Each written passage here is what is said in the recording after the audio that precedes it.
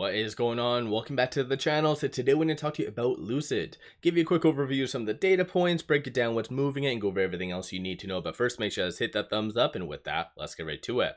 So Lucid is up 1.3%, 228 the low, 240 the high. No actual news from Lucid, rather it's just piggybacking off the broader market. And the market's digesting a lot. So today we did have permits and also starts, somewhat mixed for that. Initial jobless claims, so 215,000 versus 227, relatively good, matching with what Powell kind of said yesterday about it being solid, the economy, just he was very concerned about tariffs. So far there's been no escalation coming from that, but Trump did state that he's going to be speaking at 1 p.m. today, so kind of just mark your calendars because that should be some volatility. But even yesterday Powell did signal because of a lot of the tariffs, it's going to cause some slowing, and even specific to Lucid or affecting Lucid, car company supply chains likely to be disrupted for years. And so this is kind of what Derek Jenkins did mention yesterday, just on how, assuming everything goes to status quo, then the midsize is going to be obviously on schedule for next year. So let me know your general thoughts on that in the comments below. One thing that did come out though was this. So Lucid was named #1 EV. So they won luxury electric vehicles and also just general EV. So 1 out of 13, and this is now the 4th consecutive year that they've done that. Based on, I don't know why it's crossed off the price point there, but it goes over the pros, cons. So pros, excellent range, impressive performance, spacious, high-tech interior. And then on the cons, cabin doesn't feel as posh as rivals, pricey, higher trims. So that's some of the cons. From 2024, if we kind of look back, cons, expensive, especially top trims, touchscreen overkill, nicest interiors cost extra. So yeah, I think at the end of the day it's pretty good, just we need a ramp up. That's pretty much it. So let me know your general thoughts on that in the comments below. We did just have shorts return roughly around 3-something million shares. So right now they are returning 2 million shares.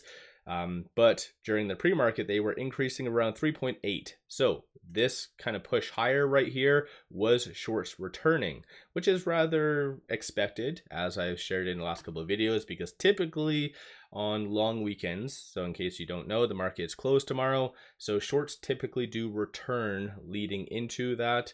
That way they don't have to pay one extra unnecessary day for cost to borrow. So historically they do return. So let me know your viewpoint on that. But for it to be so abrupt, it's kind of interesting. So what's your general thoughts on that? But right now 23.1% of the free float's being shorted, works out to be 280.75 million shares.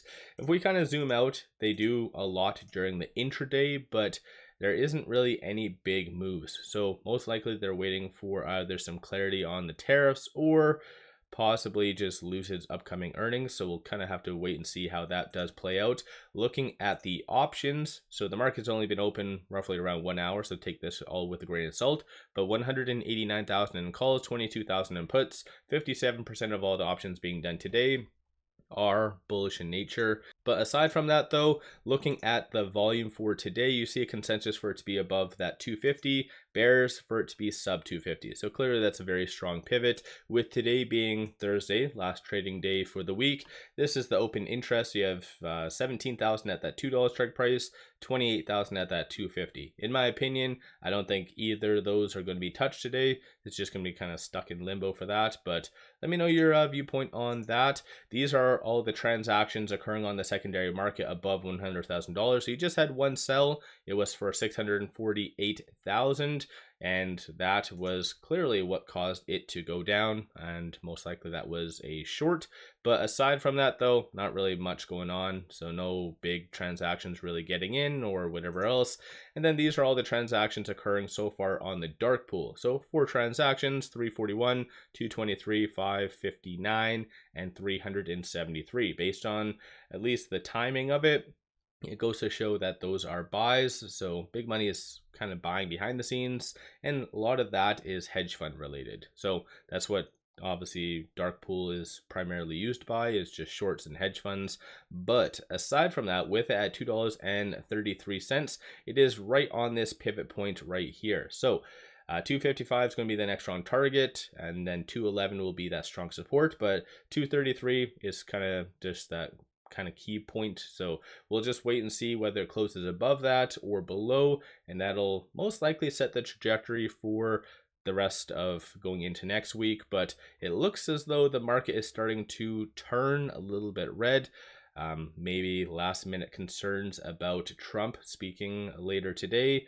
So yeah, it's going to be a wild ride. But aside from that, on the actual chart, not really much optimistic things to say. A couple days prior, it was showing a lot of signs that it wanted to break out above that 50-day moving average. Regrettably, he did bounce off of that, so it's a little bit of a consolidation.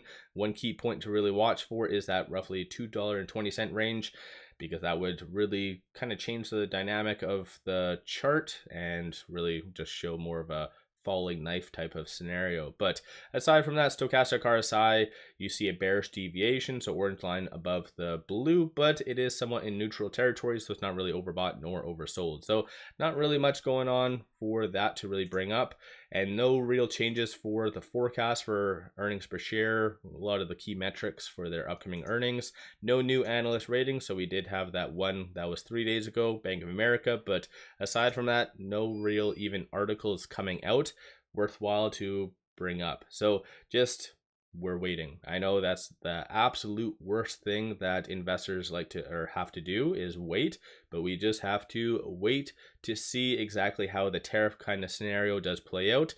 Are we going to see some escalation over the weekend? Because yeah, it's going to be a fun ride. But if you do believe in Lucid or whatever other stocks are out there, take advantage of a lot of the volatility, buy the dip, do what you need to do. Looking back historically, not necessarily in Lucid's case because the stock has usually just gone down for the most part, but on average, on a typical stock that does hit profitability, looking back at times of like distress, such as right now, it's an optimum time to buy. So if you believe in Lucid, like I said, just do what you need to do. So let me know your general thoughts on Lucid. Don't forget to hit that thumbs up and subscribe. I always greatly appreciate that. And what's your kind of overall thoughts? I'm kind of curious. I know I cover a lot of different stocks, a lot of different YouTube channels, and you do kind of reading between lines, and even what Powell said, tariffs are going to really cause a significant slowing. But based on at least a lot of the comments in my videos and even on social media, people seem very optimistic. So do you think a slowing is going to occur? Do you think we're going to head into a recession? And if so, how do you think Lucid is going to do? So I think if we do head into a recession, Lucid really needs to get their ass in gear and get that midsize out, because the current lineup that they have, even though there's a lot of good demand for SUVs, like given the price point, it's just not sustainable. So I think Lucid really needs to get their ass in gear and get that midsize out ASAP if they are going to see any sort of kind of growth during a recession. So I don't know, that's just my 2 cents. So what's your kind of 2 cents on that and your viewpoint? Hopefully everyone has a good long weekend. One final thing though, pop over to my Patreon if you are looking for some kick-ass buy signals on stocks, options, crypto. Definitely worthwhile to pop over there and take a look. With all that, appreciate all of you watching.